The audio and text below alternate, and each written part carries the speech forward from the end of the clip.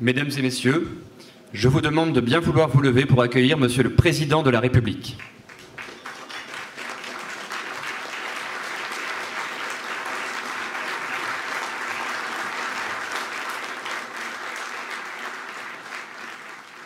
Monsieur le Président de la République, Madame la Ministre, Messieurs les ministres, Mesdames et Messieurs, Madame la Présidente de la Commission des Affaires étrangères de l'Assemblée nationale, Messieurs et Mesdames les parlementaires, ou plutôt Mesdames et Messieurs les parlementaires, Monsieur le Président, nous sommes fiers et heureux que vous ayez accepté d'ouvrir nos travaux en présence des ambassadeurs des 21 pays arabes qui constituent cette fondation de l'Institut du monde arabe. Jamais depuis sa création, voici quelques années, l'Institut du monde arabe, institution unique au monde, ne fut à ce point soutenu, reconnu, honoré par un président de la République française. Votre présence à nos côtés en permanence, votre soutien sans faille, montre, parmi d'autres manifestations, à quel point vous êtes personnellement attaché à cet institut qui est un pont unique au monde, entre le monde arabe et les autres mondes.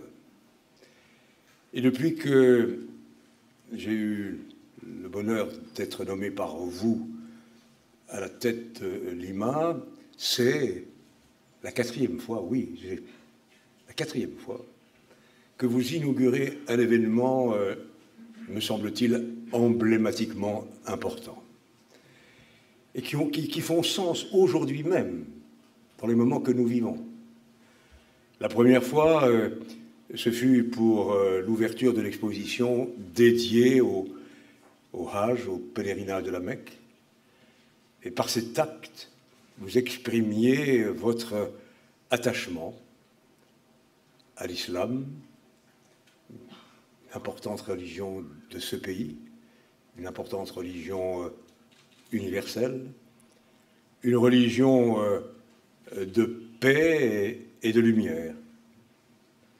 Et plus que jamais, en ces moments que nous vivons, nous devons dire, exprimer à nos amis, nos frères, musulmans, pratiquants ou non, à quel point leur place est pleine et entière dans ce pays et ailleurs.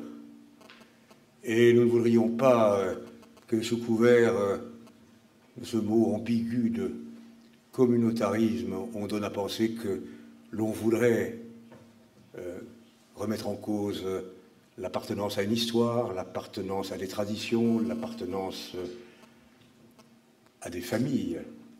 Et à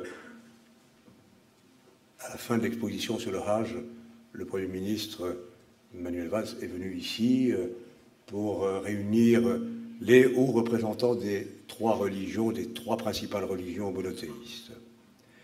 Le deuxième déplacement symbolique, Monsieur le Président, que vous avez accompli, c'était votre venue ici même, impromptue, mais si vivante, si chaleureuse, pour saluer sur le parvis de Lima les jeunes présents, et pour reprendre la très belle expression de Mandela, de Nelson Mandela, cette jeunesse arc-en-ciel.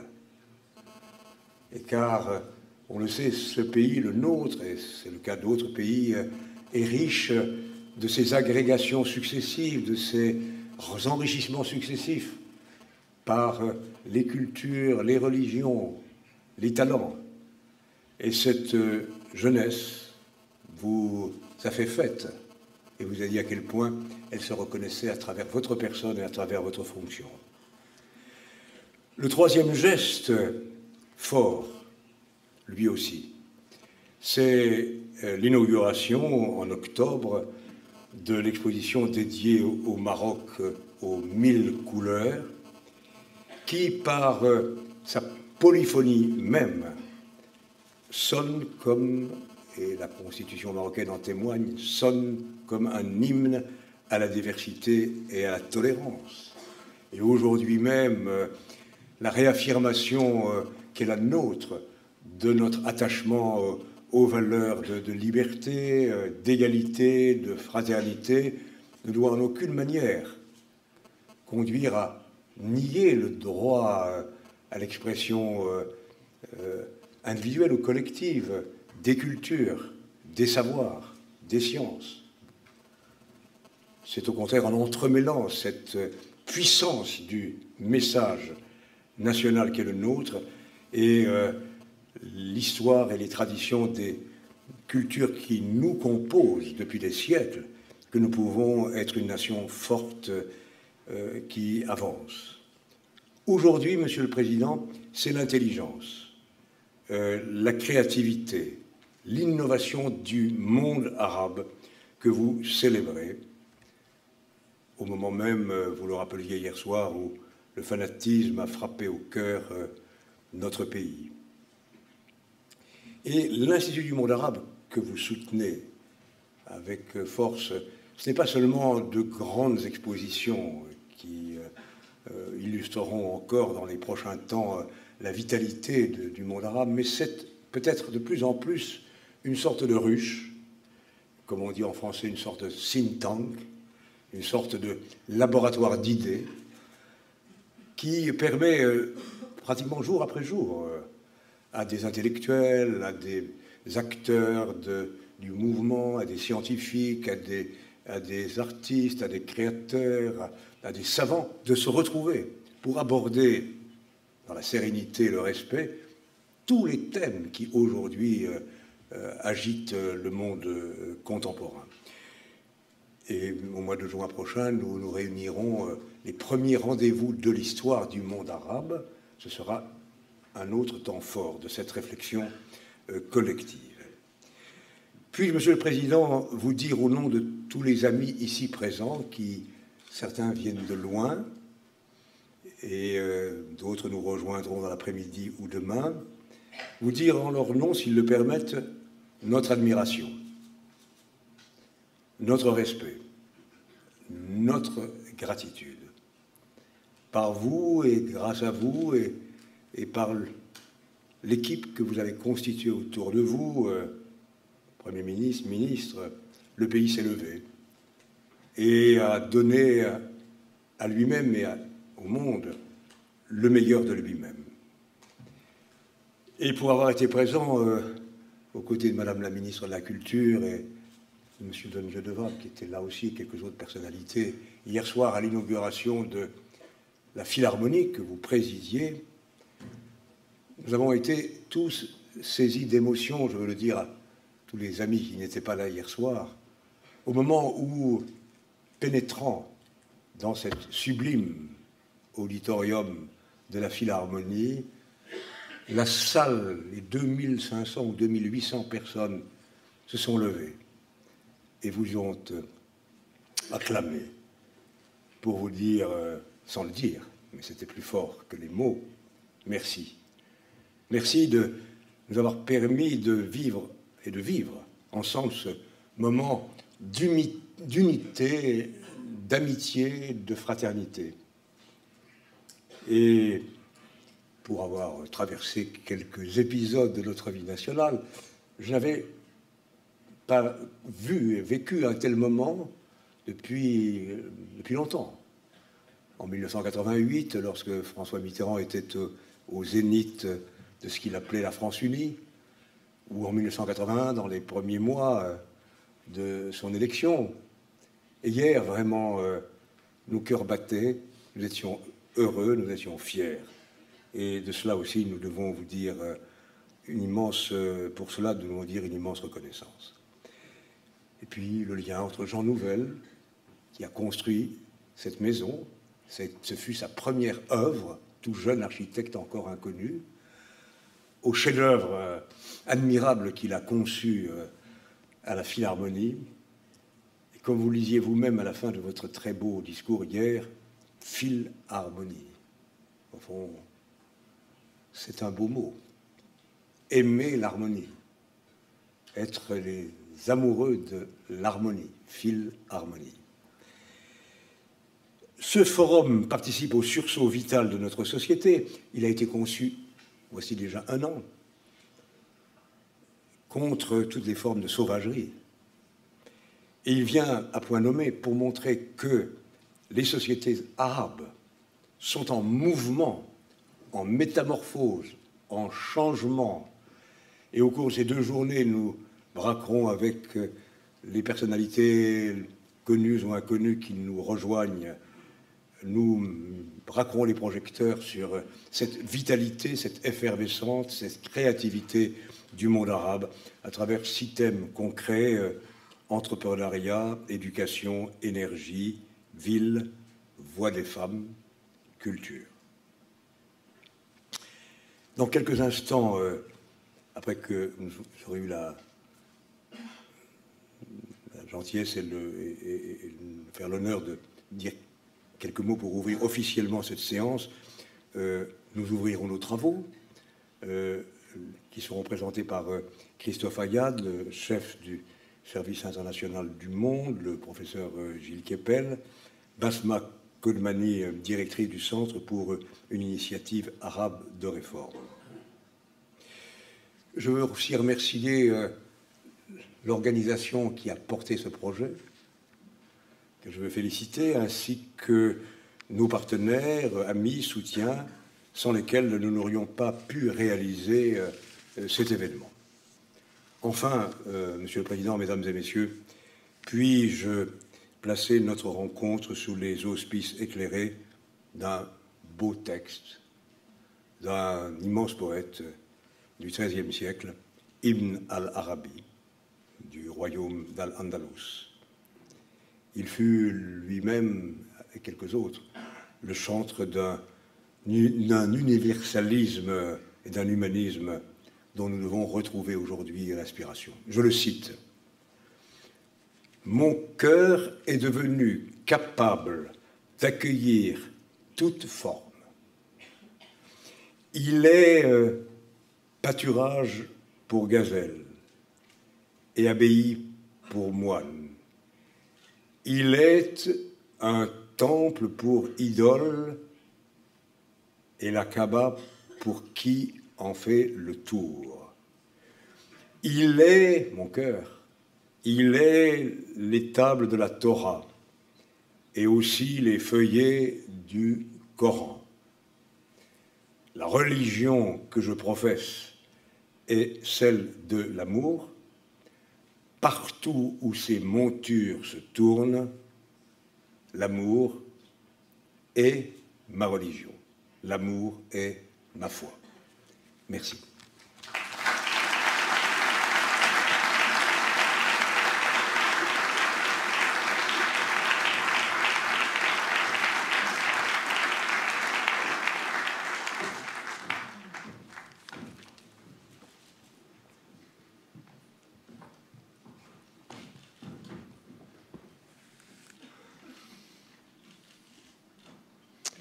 Mesdames, Messieurs les ministres, Mesdames, Messieurs les parlementaires, Mesdames, Messieurs les ambassadeurs, Monsieur le Président, Mesdames, Messieurs, je tenais à inaugurer, si je puis dire, introduire à tout le moins, le premier forum international du monde arabe. D'abord parce que c'est à Lima et que je suis attaché à cette institution, au point d'y revenir régulièrement, mais surtout parce que cette initiative, dans les circonstances éprouvantes que nous connaissons, vient, si je puis dire, à point nommé. L'Institut du monde arabe est connu et reconnu, notamment depuis que Jack Lang en a pris la responsabilité, pour être un lieu éminemment culturel. Il s'est ici produit de grands événements. Je pense notamment à l'exposition sur le pèlerinage, mais aussi encore en ce moment sur les magnifiques œuvres qui sont présentées venant du Maroc. Mais jamais l'Institut du monde arabe n'avait entrepris aventure intellectuelle de 7 dimensions, permettant de comprendre ce que le monde arabe pouvait porter de tensions et de crises, mais aussi de renouveau et d'espérance. C'est tout le sens de ce que nous avons nous-mêmes à faire. Favoriser l'émergence de sociétés civiles exigeantes, régler les conflits qui traversent le monde arabe et faire en sorte que nous puissions nouer, France, Europe et monde arabe, les 2 rives de la Méditerranée, une union qui ne serait pas simplement de cœur ou de raison, mais une véritable union économique, politique, culturelle. À l'heure où le fanatisme, où le terrorisme frappe en Afrique, au Moyen-Orient, à l'heure où le terrorisme frappe aussi sur le sol français et menace partout dans le monde, alors il y a aussi nécessité de voir ce que sont les forces qui créent, qui innovent, qui travaillent à la construction d'un monde meilleur au sein du monde arabe. Les drames et les épreuves peuvent avoir 2 conséquences sur les peuples. Soit les terrasser, les humilier, les soumettre, soit au contraire de les réveiller, de les élever, de les porter au plus haut de ce qu'est leur message. C'est vrai pour la France, qui a été capable ces derniers jours de se réunir, de se rassembler, non pas dans un réflexe de peur qui ne lui aurait pas ressemblé, mais dans un mouvement de solidarité, d'unité et de confiance dans ses valeurs. C'est vrai également pour le monde arabe, qui vit des heures difficiles, sombres, et qui en même temps est capable aussi de se mettre en mouvement pour faire que ses forces, et elles sont nombreuses, économiques, politiques, culturelles, puissent terrasser d'autres forces qui veulent diviser, écarter, séparer. Face à la terreur, nous sommes donc unis. C'est ce message qu'une jeune Syrienne, Zeina Eraim, a posté sur les réseaux sociaux avec une photo qui a été largement diffusée. Cette jeune Syrienne, elle était dans les décombres d'Alep, au milieu des ruines, et elle brandissait ce panneau « Je suis Charlie » pour dire non à toutes les barbaries. Quel plus beau symbole dans ce lieu de désolation, Alep en Syrie, où la guerre frappe depuis trop longtemps. Quel plus beau symbole que de marquer cette solidarité dans le malheur et cette résistance qu'elle exprimait pour faire relever l'espérance. Voilà ce qui nous unit. C'est aussi le message que tant d'amis arabes nous ont adressé dans ces derniers jours, soit directement en venant à la marche du 10 janvier, soit de 1000 façons, à travers des soutiens qui se sont multipliés. Je veux les remercier du fond du cœur, car leur présence était non seulement utile, mais nécessaire. Elle marquait là aussi un commun attachement à ce qui doit nous faire avancer. Et c'était l'expression d'une solidarité, d'une conscience commune, que de part et d'autre de la Méditerranée, nous avions une forme de destin que nous devons partager. Et c'est le sens de votre initiative. Comment faire pour que grandisse, prospère tout ce qui unit l'Europe et le monde arabe. Nous devons aussi, pour y parvenir, être clairs entre nous, lucides. L'islamisme radical s'est nourri de toutes les contradictions, de toutes les influences, de toutes les misères, de toutes les inégalités, de tous les conflits non réglés depuis trop longtemps. Et ce sont les musulmans qui sont les premières victimes du fanatisme, du fondamentalisme et de l'intolérance. Nous devons aussi rappeler, et chaque fois je l'ai fait, partout où je me suis déplacé dans le monde arabe, que l'islam est compatible avec la démocratie, que nous devons refuser les amalgames et les confusions. Et d'abord en France, les Français de confession musulmane ont les mêmes droits, les mêmes devoirs que tous les citoyens. Ils doivent être protégés. La laïcité y concourt, car elle respecte toutes les religions. L'école de la République est également un lieu de lumière et donc de connaissance, de savoir. L'histoire y est enseignée, ce qui veut dire l'histoire des religions, pour savoir d'où nous venons et ce que ces religions portent comme espérance commune, mais également la nécessité de faire que chaque enfant devenant adulte puisse forger sa conscience et devenir un citoyen libre. Tel est le sens de l'école de la République.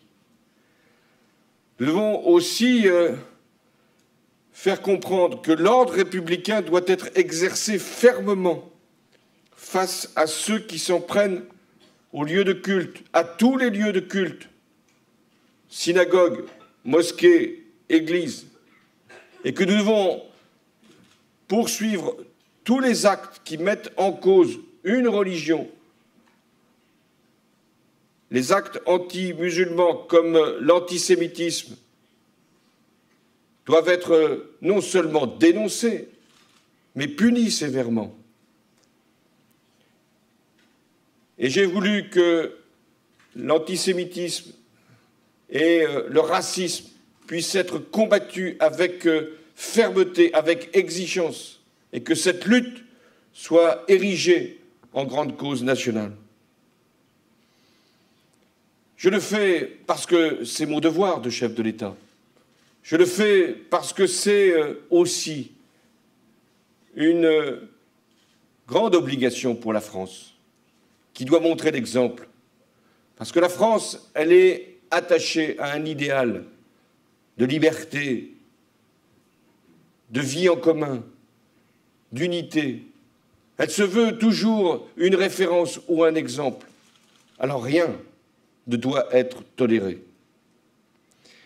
La France aussi, elle s'est formée, elle s'est constituée à travers des mouvements de population, des flux d'immigration, mais aussi elle s'est constituée avec la diversité de ce qu'était la France. Nombre de mes compatriotes ont des attaches dans le monde arabe, venus d'Afrique du Nord, du Proche-Orient, peuvent être musulmans, juifs, chrétiens, ils peuvent être croyants ou non croyants, mais ils ont un lien avec le monde arabe. Et ils ont contribué, génération après génération, à l'histoire de la France.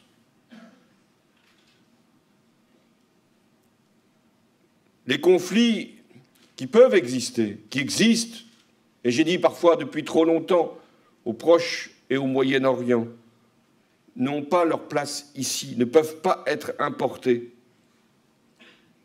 Et c'est la raison pour laquelle la France est à l'initiative, pour faire tout pour les régler et prendre ses responsabilités le cas échéant. L'histoire les liens que nous avons pu constituer entre la France et le Moyen-Orient, l'Afrique, le Maghreb, ces liens font que nous sommes solidaires, que les enjeux de sécurité, que les enjeux de prospérité, que les enjeux de liberté nous concernent tous. Je suis conscient de la gravité des crises que l'Afrique et le Moyen-Orient connaissent. Dois-je les rappeler ici toutes? Libye, Somalie, Irak, Syrie, Yémen et tant d'autres, sans oublier le conflit israélo-palestinien, toujours dans une impasse. Ce sont les populations civiles qui sont victimes, toujours. Ce sont les femmes, les enfants d'abord, puis ensuite les autres, c'est-à-dire l'humanité sans distinction. Des crimes sont commis, des crimes horribles, des crimes atroces, qui font que, avec les réseaux sociaux, avec ces images qui circulent, un certain nombre finissent par s'habituer à l'horreur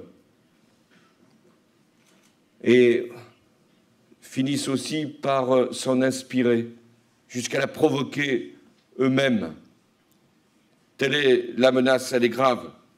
Des groupes terroristes profitent du chaos pour menacer la sécurité du monde.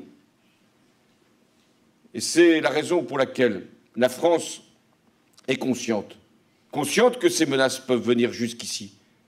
Nous en avons, ces derniers jours, éprouvé la réalité.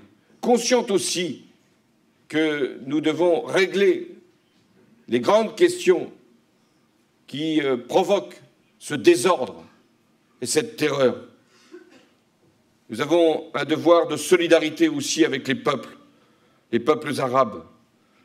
Et pour être à la hauteur, il convient d'avoir des initiatives politiques, nous les prenons, d'agir aussi avec la force, ce que nous avons fait au Mali, ce que nous faisons encore au Sahel, avec l'opération Barkhane.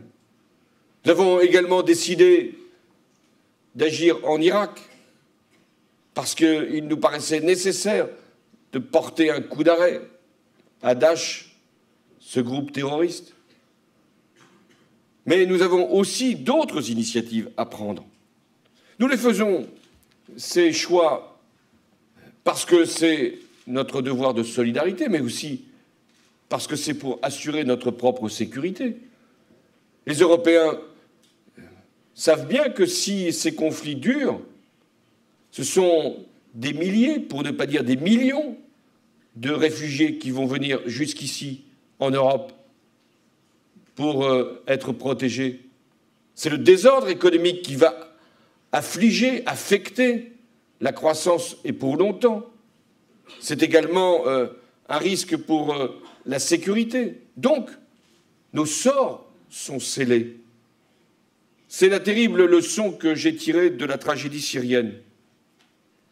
À force de ne pas être traité, c'est la force qui s'est imposée.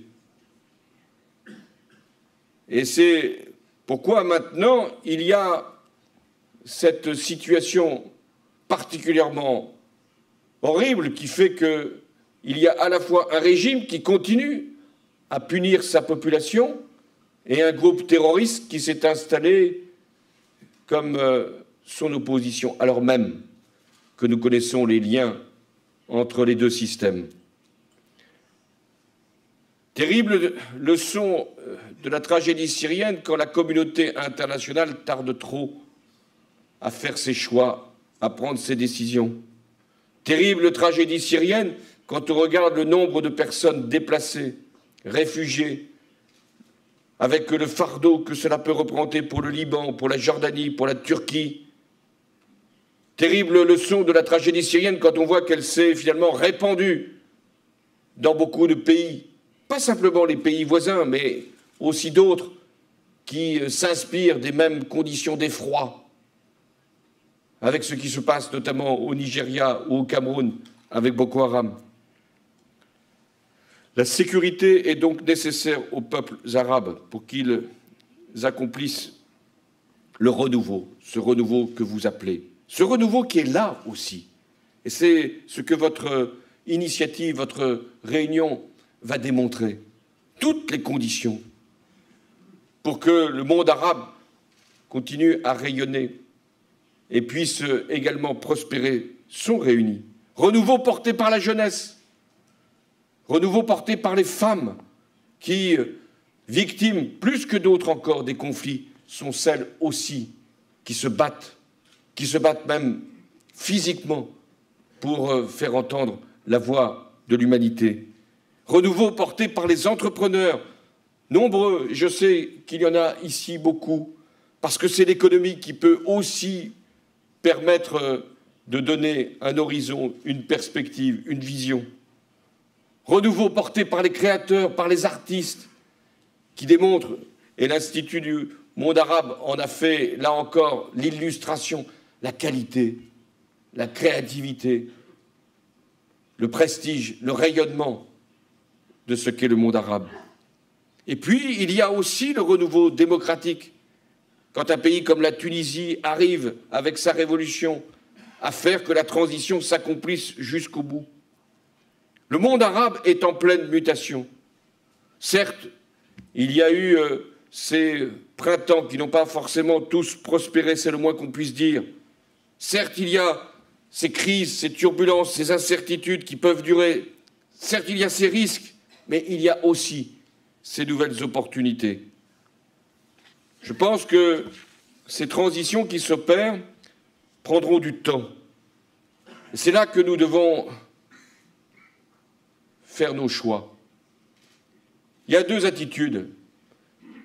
Laisser le temps faire ou défaire, ou au contraire, considérer qu'il y a des moments, des épreuves, des situations où c'est nous qui maîtrisons le temps, c'est nous qui imposons le rythme, c'est nous qui fixons l'agenda. Et je pense que le temps de la renaissance, du renouveau est venu. Ça ne vaut pas simplement pour le monde arabe, ça vaut aussi pour l'Europe et l'ensemble du monde. Renaissance, c'est un mot qui vient de loin, de l'histoire de l'Europe, mais aussi de l'histoire arabe. Renaissance du XIXe siècle, où le Narda avait permis au monde arabe d'engager un puissant mouvement de réformes politiques, économiques, de faire émerger de nouvelles élites en prise avec la réalité du monde.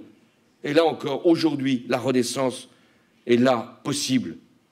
Si nous savons comprendre la diversité des sociétés, utiliser toutes les capacités des pays concernés, si nous avons la volonté de créer, d'apprendre, de transmettre, d'échanger et surtout de contribuer ensemble à une vie politique, culturelle, économique et sociale.